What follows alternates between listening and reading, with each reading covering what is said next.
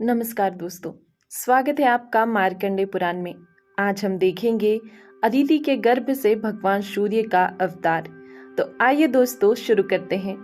मार्कंडेय जी कहते हैं, मुने, इस जगत की सृष्टि करके ब्रह्मा जी ने पूर्व कल्पों के अनुसार वर्ण, आश्रम, समुद्र, पर्वत और द्वीपों का विभाग किया।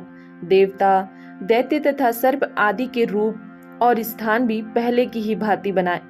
ब्रह्मा जी के मरीचि नाम से विख्यात जो पुत्र थे, उनके पुत्र कश्यप हुए। उनकी 13 पत्नियां हुई। वे सब के सब प्रजापति दक्ष की कन्याएं थी। उनसे देवता, दैत्य और नाग आदि बहुत से पुत्र उत्पन्न हुए।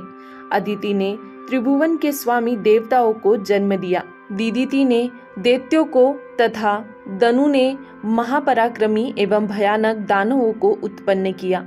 विंता से गरुड़ और अरुण 2 पुत्र हुए। खसा के पुत्र यक्ष और राक्षस हुए। कद्रु ने नागों को और मुनि ने गंधर्वों को जन्म दिया।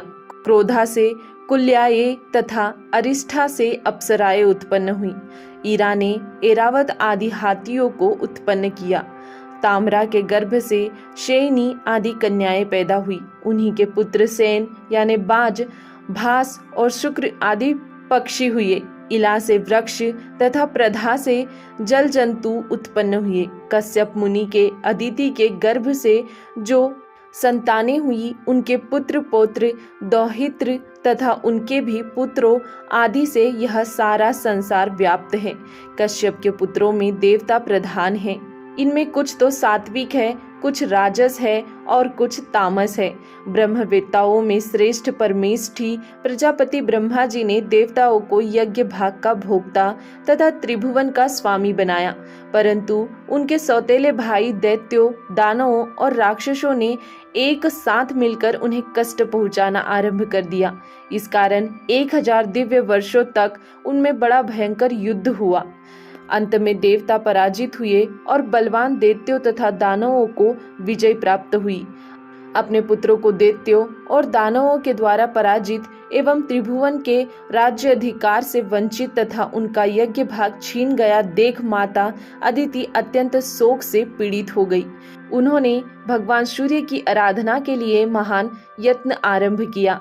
वे नियमित आहार करती हुई कठोर नियमों का पालन और आकाश में स्थित तेजो राशि भगवान सूर्य का स्तवन करने लगी। अदिति बोली, भगवान, आप अत्यंत सूक्ष्म सुनहरी आभा से युक्त दिव्य शरीर धारण करते हैं। आपको नमस्कार है। आप तेजः स्वरूप, तेजस्वियों के ईश्वर, तेज के आधार एवं सनातन पुरुष हैं। आपको नमस्कार है। गोपते, आप जगत का उपकार करने के लिए जब अपनी किरणों से पृथ्वी का जल ग्रहण करते हैं, उस समय आपका जो तीव्र रूप प्रकट होता है, उसे मैं नमस्कार करती हूँ। 8 महीनों तक सोममय रस को ग्रहण करने के लिए आप जो अत्यंत तीव्र रूप धारण करते हैं, उसे मैं प्रणाम करती हूँ। भास्कर, उसी संपूर्ण रस को बरसाने के लिए जब आप छोड़ने को उद्गत होते हैं, उस समय आपका जो तृप्तिकारक मेघ रूप प्रकट होता है, उसको मेरा नमस्कार है। इस प्रकार जल की वर्षा से उत्पन्न हुए सब प्रकार के अन्नों को पकाने के लिए आप जो भास्कर रूप धारण करते हैं, उसे मैं प्रणाम करती हूँ। तरने, जड़हन, धान की वृद्धि के लिए जो आप पाला गिराने आदि के कारण अत्यंत शीतल रूप धारण करते हैं, उसको मैं नमस्कार करती हूँ। सूर्यदेव, वसंत ऋतु में जो आपका सौम्य रूप प्रकट होता है, जिसमें न अधिक गर्मी होती है न अधिक सर्दी, उसे मेरा बारंबार नमस्कार है।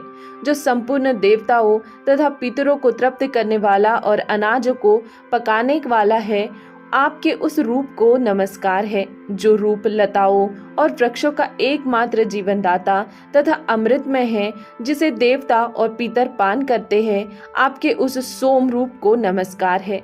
आपका यह विस्मय स्वरूप ताप एवं तृप्ति प्रदान करने वाले अग्नि और सोम के द्वारा व्याप्त है, आपको नमस्कार है।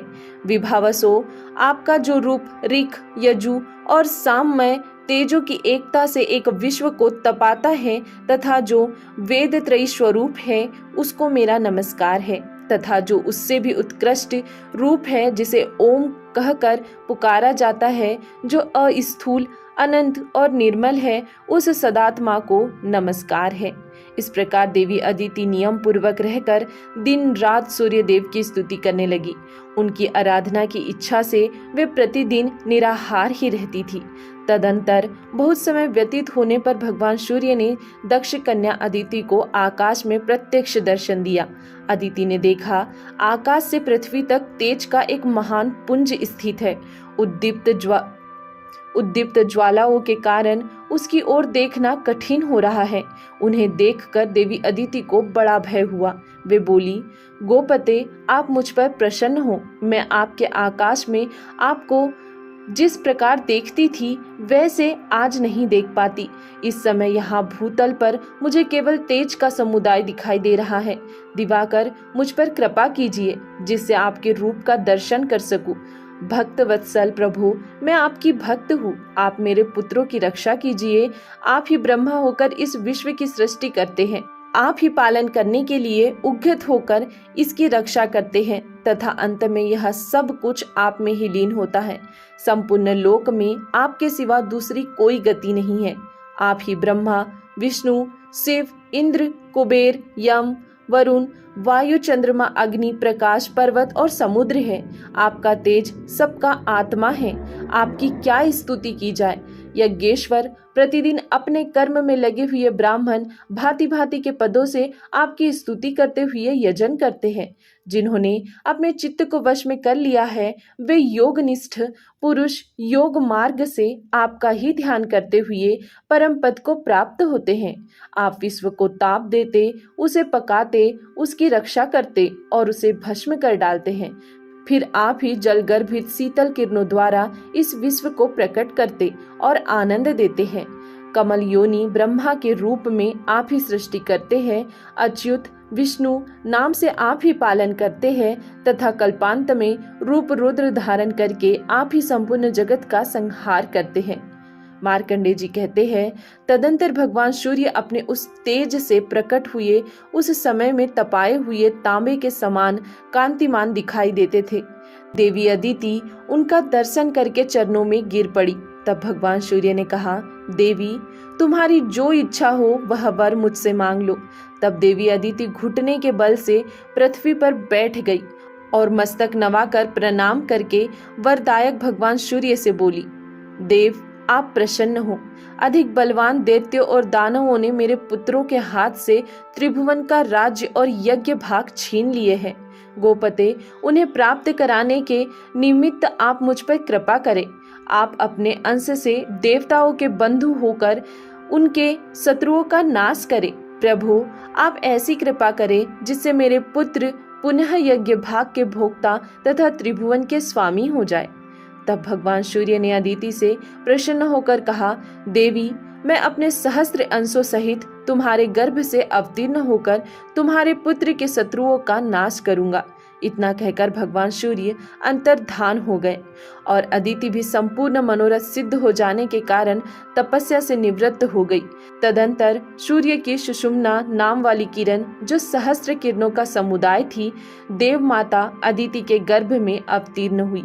देव माता अदिति एकाग्रचित हो कृष्ण और चंद्रायन आदि व्रतों का पालन करने लगी और अत्यंत पवित्रता पूर्वक उस गर्भ को धारण किए रही। यह देख महर्षि कश्यप ने कुछ कुपित होकर कहा, तुम नित्य उपास करके अपने गर्भ के बच्चे को क्यों मारे डालती हो। यह सुनकर उसने कहा, देखिए, यह रहा गर्भ का बच्चा। मैंने इसे मारा नहीं है, यह स्वयं ही अपने शत्रुओं को मारने वाला है। यो कहकर देवी अदिति ने उस गर्भ को उदर से बाहर कर दिया। वह अपने तेज से प्रज्वलित हो रहा था। उदयकालीन सूर्य के समान तेजस्वी उस गर्भ को देखकर कश्यप ने प्रणाम किया और आदि ऋचाओं के द्वारा आदर पूर्वक उसकी स्तुति की। उनके स्तुति करने पर शिशु रूपधारी सूर्य उस अंडकार गर्भ से प्रकट हो गए। उनके शरीर की कांति कमलपत्र के समान श्याम थी। वे अपने तेज से संपूर्ण दिशाओं का मुख उज्जवल कर रहे थे। तदंतर मुनि श्रेष्ठ कश्यप को संबोधित करके मेघ के समान गंभीर वाणी में आकाशवाणी हुई, मुने, तुमने अदिति से कहा था कि इस अंडे को क्यों मार रही है। उस समय तुमने मारितम अंडम का उच्चारण किया था। इसीलिए तुम्हारा यह पुत्र मार्तंड के नाम से विख्यात होगा और शक्तिशाली होकर सूर्य के अधिकार का पालन करेगा। इतना ही नहीं, यह यज्ञ भाग का अपहरण करने वाले देव शत्रु असुरों का संहार भी करेगा। यह आकाशवाणी सुनकर देवताओं को बड़ा हर्ष हुआ और दानव बलहीन हो गए। तब इंद्र ने दैत्यों को युद्ध के लिए ललकारा। दानव भी उनका सामना करने के लिए आ पहुंचे। फिर तो देवताओं का असुरों के साथ घोर संग्राम हुआ। उनके अस्त्र शस्त्रों की चमक से तीनों लोकों में प्रकाश छा गया। उस युद्ध में भगवान सूर्य की क्रूर दृष्टि पड़ने तथा उनके तेज से दग्ध होने के कारण सब असुर जलकर भस्म हो गए। अब तो देवताओं के हर्ष की सीमा न रही। उन्होंने तेज के उत्पत्ति स्थान भगवान सूर्य और अदिति का स्तवन किया। उन्हें पूर्ववत अपने अधिकार और यज्ञ के भाग प्राप्त हो गए। भगवान सूर्य भी अपने अधिकार का पालन करने लगे। वे नीचे और ऊपर फैली हुई किरणों के कारण कदम्ब पुष्प के समान सुशोभित हो रहे थे। उनका मंडल गोलाकार अग्निपिंड के समान है। तदंतर भगवान सूर्य को प्रसन्न करके प्रजापति विश्वकर्मा ने विनय पूर्वक अपनी संज्ञा नाम की कन्या उनको ब्याह दी। विवस्वान से संज्ञा के गर्भ से वैवस्वत मनु का जन्म हुआ। वैवस्वत मनु की विशेष कथा पहले ही बताई जा चुकी है। दोस्तों, आज के लिए इतना ही। इसके आगे देखेंगे हम अगले वीडियो में। तब तक के लिए धन्यवाद।